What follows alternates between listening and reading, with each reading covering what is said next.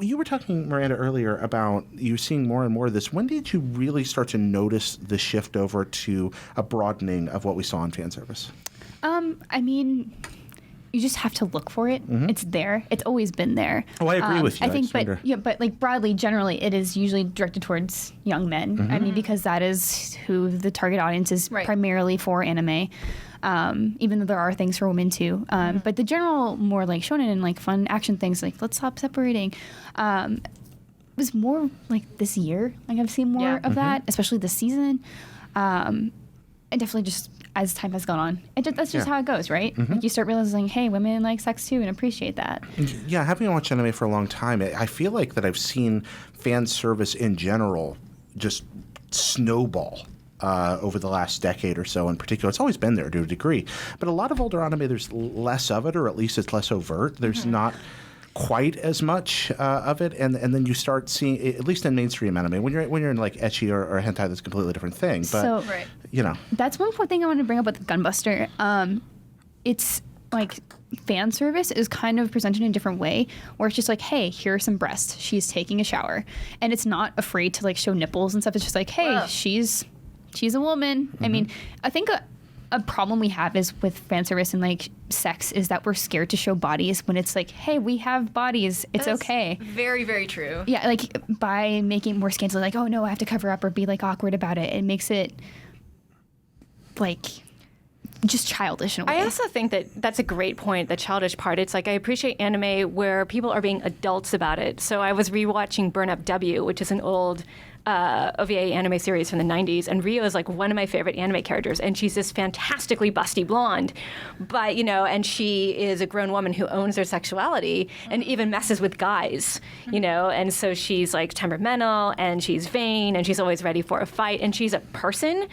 And she knows how to use her sexuality to her advantage. So in this one scene, she's just messing with a guy, and she's like, this woman's body, I've held it in for so long. I can't stand it anymore. You're the only one who can help me. And he's like, oh, what can I do? And she's like, give me the bathroom key. I have constipation, and I need to go. And she didn't really. She's just messing with him. But that's like, and later on you do see, like, she accidentally gets naked, but it's not at her expense. It's just well threaded into the story. And it's like, that's the perfect example of somebody who owns their sexuality, is an adult about it, and there's fan service, but it's cleverly woven in. Yeah. And like you see that with Gangsta too, to an extent. Like it's fantastic. Like, hey, here's this really busting woman next to this shirtless guy who has really low pants, and it's perfect. Yeah. It's like this A+. Is the best. It's like, let me screenshot it's this A+, 20 times. but they're adults and they're comfortable with their sexuality. Right. And we also see like with Michiko and Hachin. Yeah, I was about to bring up Michiko and Hachin because she just owns that. She's like, this is my cute outfit. We're in anime Brazil. It's hot.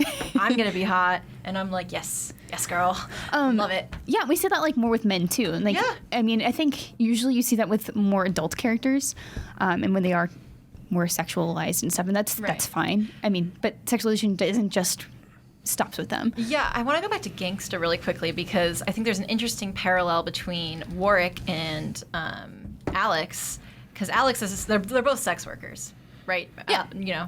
Both of them, and I think that's interesting. They're foils to each other, and so you get a little bit of both. You get representations of both perspectives, the male and the female perspective. I thought that was really interesting. I mean, we talked about disappointments with Gangsta, but I thought that setup was fantastic. Mm-hmm. Yeah, just treating them maturely, like it is a job that they do. They don't pity Alex. They saved her from an abusive situation, but like she still works as a sex worker. Like that's her occupation. It's Warwick's occupation aside from being a handyman. It's just it's very matter of fact about this is what they do, and they're not like trying to run away from that. That's just their job. They don't treat her like a princess that needs to be saved. Yeah, they saved her from a bad situation, but it was more like just the decent human thing to do, as opposed to we'll fix your problems. They can't, and they know it. They can't fix her problems, and she continues to walk the streets. Like it was really real to me. And this is an idea that might be a little harder for us to get our heads around here in the States. I mean, in Japan, I could walk out of any building in any city and down any street, and there would be licensed sex worker facilities, or illegal sex worker facilities.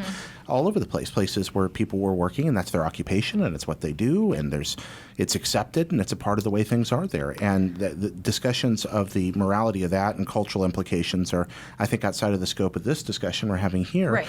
But one thing that, it's not as odd for the people creating the material maybe as it is for us here in the States, where most of the things, well, they absolutely still happen, are happening behind closed doors in most places. Right. So the thing with Gangsta is, like, we talk about that, like, we were like, yeah, abs, yes, great. And the opening theme of Gangsta has the abs, and it has, kind of a silhouette of Alex that's all sexy. Sexy, Yeah, it's very sexy. And it's very sexy. And, but, it still deals with the reality of their situations, and it doesn't turn their occupation into what is sexualized about them. Mm-hmm. So just because she works in the sex trade doesn't mean she, like, that's why she's sexualized. Mm-hmm. Like, she has this, like, sexy pose, she's busty, and it's almost separate from her job. And I really liked that. Yeah. And it's the same with Warwick. Like, he's hot, and there's his abs. He has an eye patch, and there's something intriguing about that.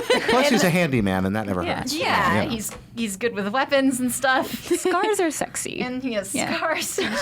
It's just whoo. And then, but then the fact that, like, the scene, I forget what episode, it's a couple episodes in, but the scene where he's, you see him at work, essentially, Yeah. is, I watched that at work. It was weird. yeah, it's probably not safe for work. Nope. But not because of it being like, wow, this sexy moment where I'm being a gigolo. It was more just like, here's what I'm doing. And then separate from that, I was like, there are some nice abs in this scene. Mm-hmm. But you know what I mean? Like, it wasn't wrapped up in, like, here's a fan service scene of him being a gigolo. It was like, here's an attractive character we made doing his job. I don't know. Yeah. So I really hope we do see more of those characters, like, owning their sexuality, like we saw with Senjo Gahara and Yeah. others. So Yeah. here's to hoping. Let us know your favorite character who owns their sexuality. Who is your waifu queen? But Tell us actually, in no. the comments. With Who is amazing best wife? abs. Yeah, who's your best husbando? Who's your husbando? I really want to know. I just want amazing abs. Or abs of any kind, for that matter. Yeah. So, are there any other kind of like fan servicey things that you notice that are like just really good, like just on point? I know that's like kind of like the big one. It's just like owning your sexuality and being comfortable with that.